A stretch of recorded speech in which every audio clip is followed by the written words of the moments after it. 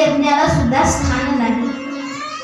म्हणून कलियुगा माझे करावे कीर्तन तेने नारायण तेजधीती हृदय अध्यायतो विष्णु त्रेतायाम यजतो मखैहि द्वापारे परिचर्याना कलौत हरी कीर्तनात.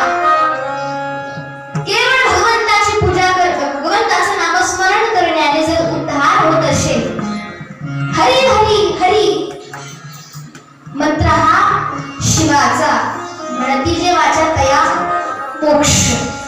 केवळ हरी म्हणायचे आपला मोक्ष झाला म्हणून समजा. हे परीक्षिती राजाला तेव्हा माहित झालं. परीक्षिती राजाने विचार केला की हा जरी दोषाची खाण असला तरी फरक पडत नाही. एक याचा महान गुण आहे ना, याचा गुण महान आहे म्हणून आपण याला स्थान दिलं पाहिजे. मग परीक्षिती राजाने 4 स्थानं त्याला राहायला दिली. जिथं जुगार होतो, जिथं श्रीसंग होतो, जिथं चोरी होते आणि जिथं अपवित्रता आहे, जिथं खोटं बोललं जातं, अशा ठिकाणी तू राहा. कलियुग म्हणतो राजा तुम्ही मला सगळे अपवित्र स्थान दिली, मला एखादं तरी चांगलं स्थान द्या.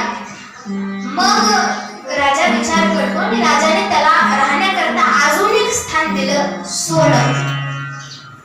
सोनं घालतात ना, या सोन्यामध्ये कली आहे. पण कोणत्या सोन्यामध्ये? कोणत्या सोन्यामध्ये? ऐका, जे सोनं, जे धन अनितीने मिळवलेलं आहे, म्हणजे कुणाचं तरी हिसकावून मिळवलेलं आहे, कुणाला तरी दुःख देऊन मिळवलेलं आहे, अशामध्ये कली राहतो. आपल्या स्वतःचं कष्टाने कमावलेलं असेल त्याच्यामध्ये कली नाही, बिनाचं कारण घेईल. पूर्ण आपलं झाकील इतकं घातलं तरी चालेल, परंतु स्वतःच्या कष्टाने कमावलेलं असावं, तर त्याच्यामध्ये काही बाधा नाही. आणि असा असणारा परीक्षिती राजा त्याने या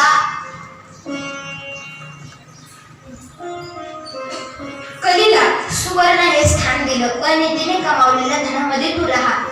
हाच परीक्षिती राजा जेव्हा घरी आला, घरी आल्यानंतर त्याला जिज्ञासा झाली की माझ्या पूर्वजांनी माझ्याकरता काय काय कमावून ठेवले पाहावं. म्हणून तो राजकोषामध्ये गेला. राजकोषामध्ये गेल्यानंतर त्याला एक पेटी सापडली. पेटी सापडली, त्यानं ती उघडली आणि त्याच्यामध्ये सोन्याचा मुकुट होता. सोन्याचा मुकुट होता. तो सोन्याचा मुकुट कुणाचा होता सांगते.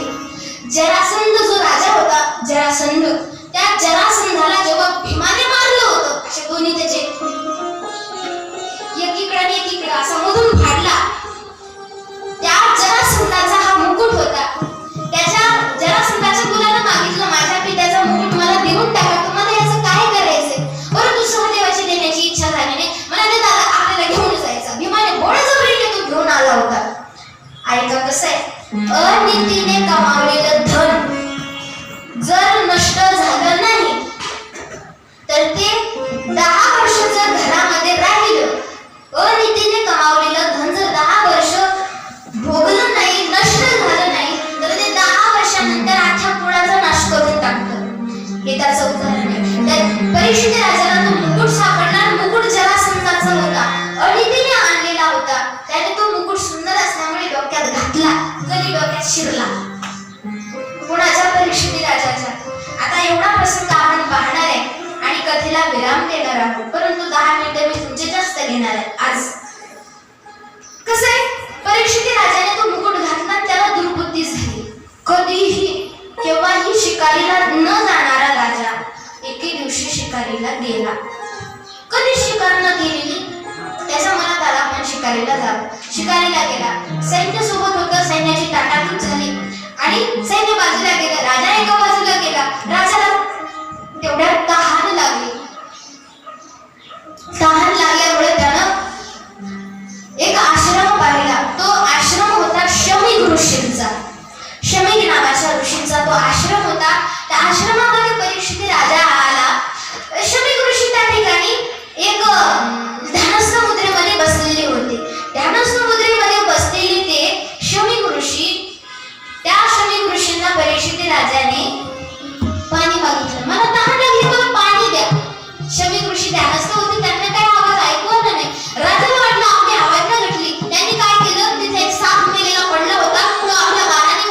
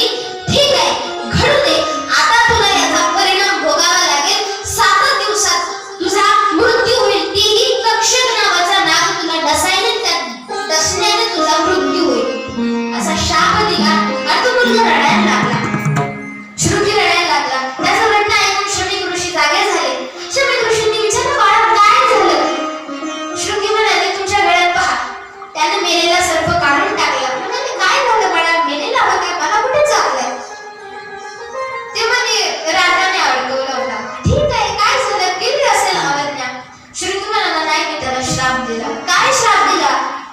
म्हणाले 7 दिवसात तक्षक दंश म्हणून तुझा मृत्यू होईल. अरे देवा, फार वाईट केलंस तू बाळा. अरे त्याच्यासारखा धर्मप्रधान राजा जगामध्ये नाही रे. अजून परीक्षितीसारखा धर्मप्रधान राजा या जगाला काही काळ पाहिजे होता.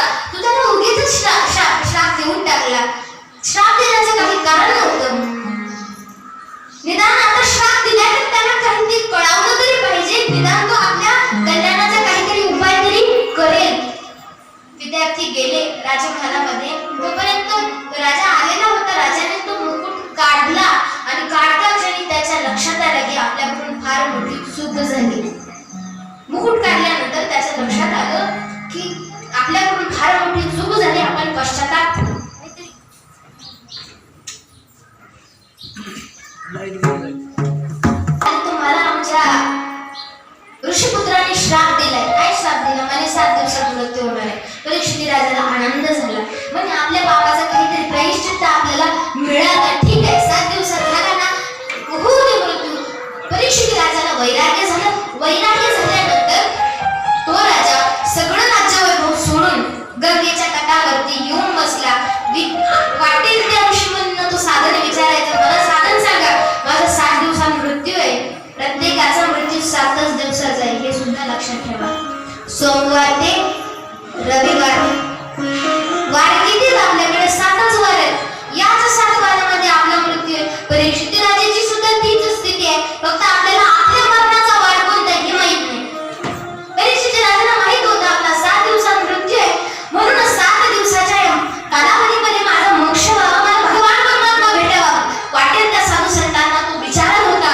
विचारल्यानंतर साधन कोणी सांगत नव्हतं. कोणी टपाचं सांगायचं, कोणी यज्ञ सांगायचं, परंतु त्याला कालावधी सुद्धा तितका लागणार होता.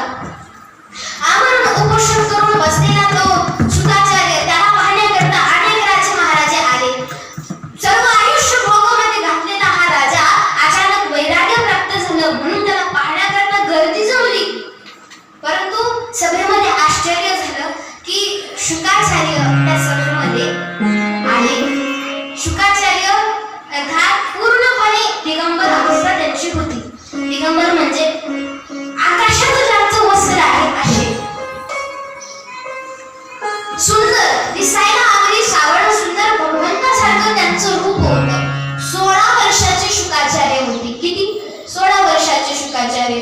ते शुकाचार्य आले. त्यांच्या शरीराची सुंदरता पाहण्याकरता सगळे राज्यातले लोक त्यांच्या मागे मागे यायला लागले. कोणीतरी वेळा दिसतोय, असाच फिरतोय, या दृष्टिकोनातून त्याच्या मागे आले. शुकाचार्यांचं सभेमध्ये आगमन झालं. आगमन झाल्यानंतर परीक्षिती राजाने त्यांचं स्वागत केलं. स्वागत करून त्यांना उच्च आसन दिलं. आसन केलं, त्यांची पूजा केली आणि पूजा करून प्रश्न विचारला, महाराज माझं 7 दिवसाचं आयुष्य शिल्लक आहे. 7 दिवसामध्ये माझं परम कल्याण झालं पाहिजे. मला काहीतरी उपाय सांगा. शुकाचार्य म्हणतात, अरे राजा 7 दिवस फार झाले. काय 7 दिवस फार झाले म्हणे. अरे भगवंताची प्राप्ती करायला एका क्षणाचा सुद्धा कालावधी लागत नाही. एका क्षणामध्ये तुला भगवंताची प्राप्ती होईल. मी साधन सांगतो, तू भगवंताचं चिंतन कर. अरे शुकाचार्य राजाला बोलायला लागले. अरे राजा ते खटवांग राजाला केवळ 2 घटका शिल्लक होत्या. एक तासाला खटवांग रायाशी भाग्यदशा त्याशी प्राप्त झाली. त्याचा सुद्धा 2 तासामध्ये होता. चला, तुला तर 7 दिवस आहेत. तुला मी सांगतो, साधन सांगतो, ऐक. आता इथून पुढे शुकाचार्य परीक्षिती राजाला भगवंताची कथा सांगायला सुरुवात करतात.